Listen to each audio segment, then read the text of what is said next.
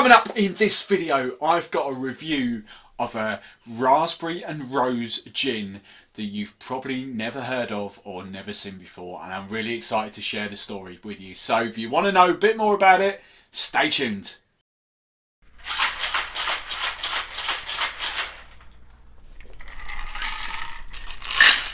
Hey, Steve the Barman here, and this channel is predominantly all about helping you to drink, enjoy and serve better quality drinks. Primarily focusing on gin, gin and tonic and gin cocktails. But if you like the sound of that, if you like what I'm doing, then I'd really appreciate you hitting that magical subscribe button. Welcome back, gin fans, and this is part one of a three-part trilogy all about Belgin's raspberry and rose gin. I'll just flick that around there for the close-up so you can see that. Belgin. It's not going to take... Oh, here we go. Question for you before we get going. Which country does this come from? It's going to be an obvious one for you.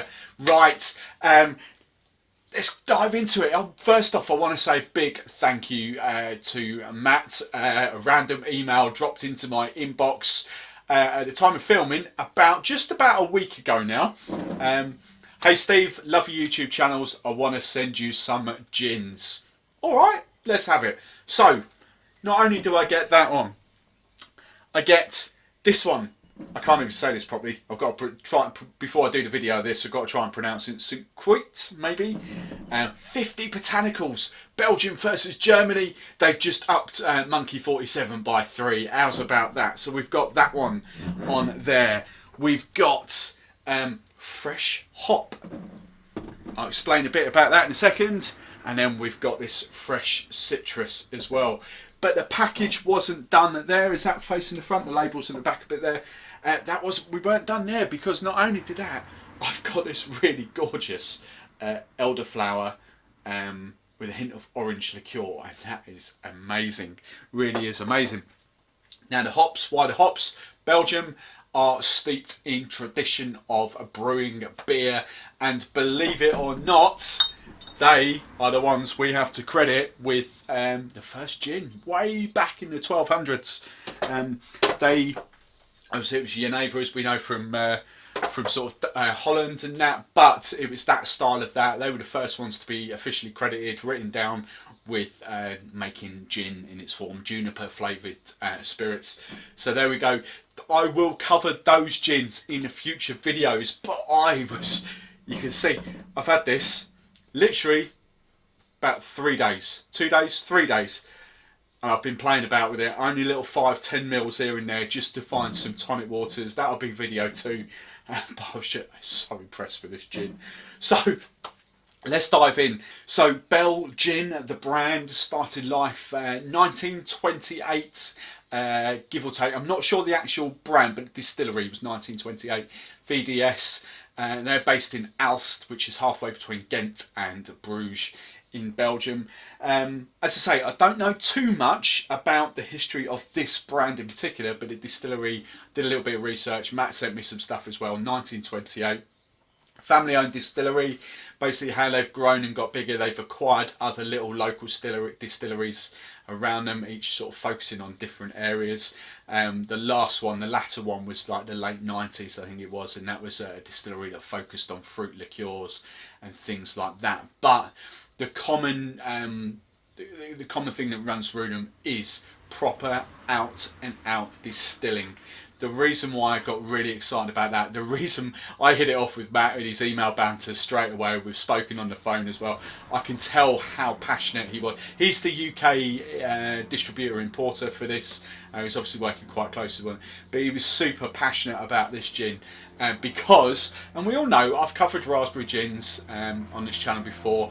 There isn't many there's actually seen a raspberry or a strawberry or anything. They're done, and there's no right or wrong to this, but they're all done with flavour compounds, concentrates, and they have to, volume-wise. However, this one is out and out raspberries. You can tell as soon as you taste it, you can see the colour of it, the story behind it. There is no fluff here. This is 100% raspberries in there that's added to that. So we are super excited, and it just tastes amazing as well. So their base gin is a London dry, kind of made in traditional sense. You've got your juniper, coriander, angelica, all that kind of stuff in there, distilled in the proper sense.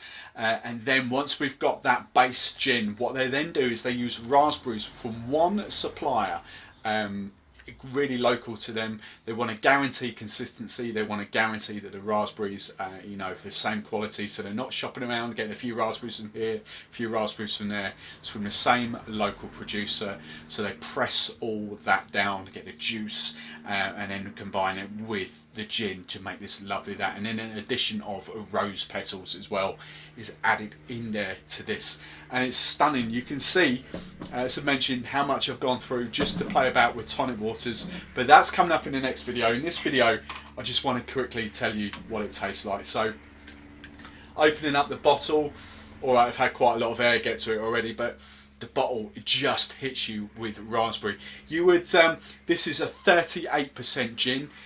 Just by smelling it, you'll think this is going to be a liqueur. This is going to be something about 20%. But it's not. It is the most vibrant raspberry gin that I've ever held in my hands. Absolutely amazing. Right, let's just pour a bit in there. And you can see the colour, the deep kind of, let's put that on the close-up there. You kind of see the deep red colour coming through there. You know, absolutely amazing. There's no kind of berry concentrates or anything there stripped back to make it pink. This is almost slow gin territory. Right, swirl it around. As I swirl it around in the glass, a little bit of juniper comes up off the nose. Not too much though. It is the massive belt of sort of raspberries that just hits you. Don't get the rose either, just raspberries. That's what I get. Absolutely lovely. Right, ice cube. Drop that in. I just love one little bit of ice in there. Just swirl it around, get a tiny bit of dilution, chill it down ever so slightly. Right, let's see what it tastes like.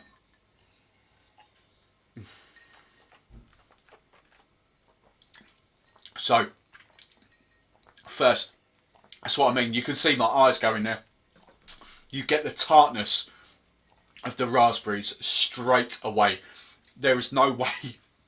Wow, there is no way that is a cordial or anything like that. That is raspberries. The tartness of the raspberries clinging all around my gums, back of the throat. I'm getting a slight hint of spice coming off there. Juniper, not too much of a juniper bite, but a tiny. And there's a very kind of the second wave comes. That's when I start to get a little bit of floralness. And I can't really pick out that would be rose, but I'm getting a tiny little bit of floralness coming through there. It's such a sharp tart gin. Now I'm going to say this is not, whereas some slow gins you could quite happily drink neat. Say no, this is not a slow gin, but to compare it to that, I would definitely not have that neat. That is without shadow of a doubt a mixing gin.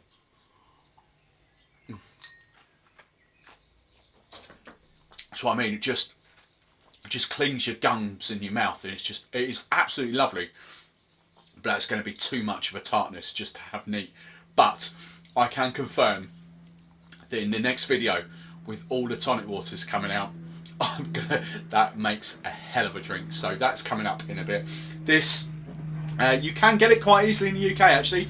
Master of Malt, I'll drop affiliate links in there, roughly about £30 a bottle. So it's only a 50cl bottle.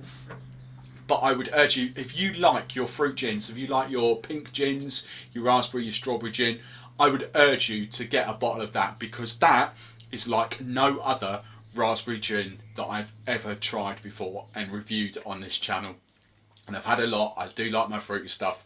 That is without shadow of a doubt the biggest burst of raspberry I've ever tasted.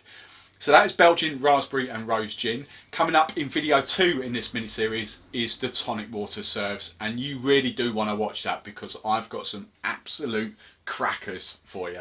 So that is coming up in the next video. Thanks for watching this video. I'd love to know what you thought, so let me know in the comments below.